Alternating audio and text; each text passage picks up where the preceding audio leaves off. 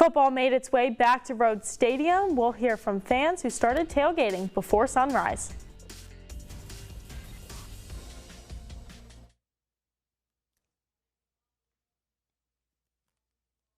Elon football stays in the winning column. What happened in the final seconds to get it there?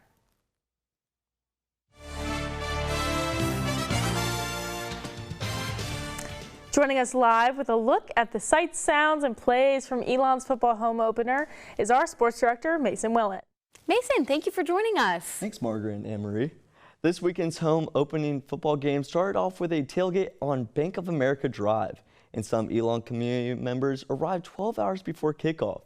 Members of the Elon 7 a.m. tailgate crew arrive at the time for every home game. Whether it's noon or night, David Oakley is a part of the crew and does a lot of the cooking.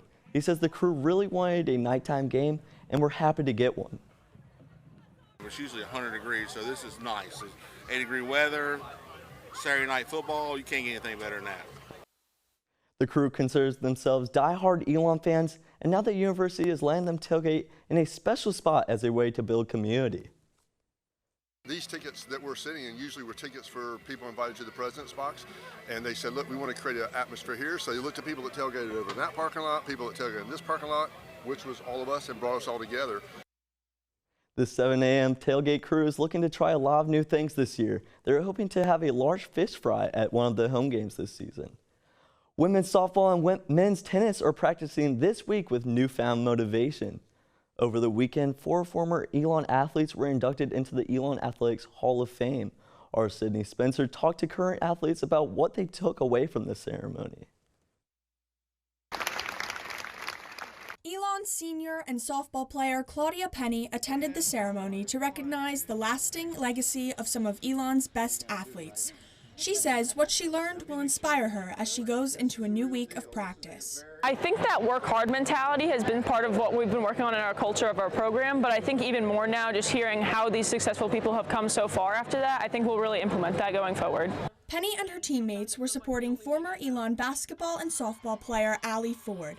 She graduated in 2013 and says hard work is what made her successful. Mine, I think, was a work ethic thing. I don't think it was a ton of natural skill. So, whatever got you here, do the last thing that you were told to do. 2014 graduate Cameron Silverman was inducted into the Hall of Fame for men's tennis. His advice for the current members of the team? Hard work, repetition, listen to your coaches, just show up every day, practice with a purpose. Nicholas Kondos was one of the tennis players in the crowd. He says Silverman is a legend. We would love to be, as successful as Cam. It's obviously very hard, but it's definitely amazing to see what he's done. And it definitely inspires us, especially as we're heading into our fall season. The other 2 inductees were Jeannie Hairston-Eason for volleyball and basketball and Tony Piggott for baseball. The 4 athletes make up the 52nd class of Hall of Fame inductees. Sydney Spencer, Elon Local News. Hall of Fame inductees must have completed 2 sports seasons at Elon. The nominations are based on athletic ability and character.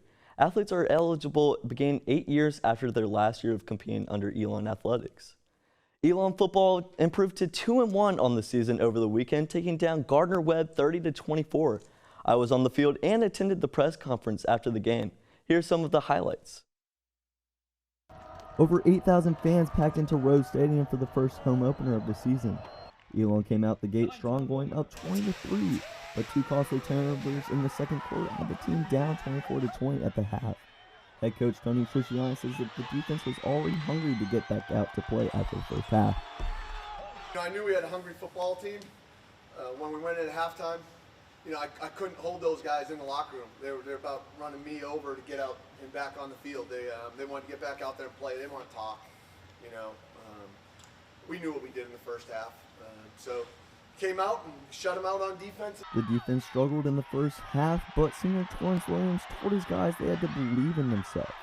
Williams says that they are a close group on defense and they hold each other accountable. The thing about our guys, man, we're real close. We hold each other accountable. We love each other. So when things are hitting the fan, we know how to stick together and turn it around. So just like in the halftime, man, we saw that our turnovers and what we were doing were putting us in a bad situation. So we tried to limit that number and turn it around in the second half, and that's what we did.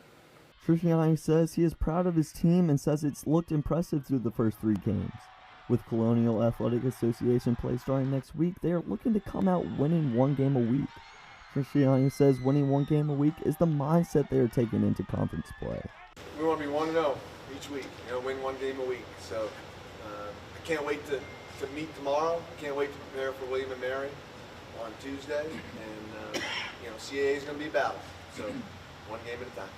Overall, it was redemption for the Phoenix, who lost last year to Gardner-Webb. Elon will travel up to Williamsburg this Saturday to take on William & Mary at 3:30. We'll have live updates from the game on our social media platforms at Elon News Network and at Sports ELN. The game also marked the first home performance of the season for Elon's cheer team. Elon sophomore and cheerleader Caitlin Leeser says the pregame portion of their routine is the most stressful because it's hard to recreate in practice. She says it brings the team together and makes her feel like all of the team's hard work since the summer has paid off. It was just like a big relief in everyone. Like you could just feel the energy. And looking up at the crowd and seeing, all of your friends and all of your family like being here to support you, and everyone else in the whole school coming out to support, like it really means a lot, and it really makes you feel good, and it makes you realize what you do. The cheerleading team will perform again at the Family Weekend home game on October 1st. The weather is cooler, school is in session, and fall sports are back in swing. But this year, one club sport is tackling a new role here at Elon and taking its spot under the lights. Our Grace Stetler has the story. Women's Club Rugby was sidelined when COVID-19 took center field in the spring of 2020. Now, the team is back with a new mission in mind: empowering and educating women. Elon Jr. and president of Women's Club Rugby, Caroline Moses, led the team back into action and believes everyone should have the opportunity to try rugby. I think it's just like any other contact sport, so if you've done that in the past and really enjoyed it, then there's no reason why you shouldn't like rugby. Moses says she has learned a lot about leadership as president of the team. Leadership can be really collaborative, it can be kind of whatever you want it to be, but having other people to help you mold that is really, really important. Moses is leading players like Elon sophomore Ugochi Nkankwo, who says she always wanted to play, but her previous coaches discouraged her. I always wanted to play football, but since it was like a men's majority sport, I knew it would just be odd. My coaches would always tell me if I were a guy, I would be good in football. Nkankwo says she put those thoughts aside and now sees herself equal to men. Women are just as good. The women's sports is always underrated. It's just how it is, unfortunately. But honestly, just being on the team and just watching also women's rugby, there's nothing different between the men and the women. Moses agrees. Being able to say that you play rugby and tackle people without pads and it's just like a continuous game can be really empowering, especially for women who have never played before.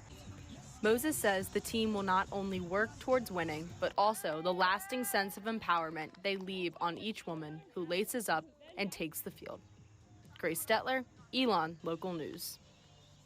Although games will not kick off until the spring, Women's Club Rugby practices on Tuesdays and Thursday nights down on the intramural fields. ELN Sports Director Mason Willett, thanks so much for being with us. We look forward to talking to you next week. Thank you.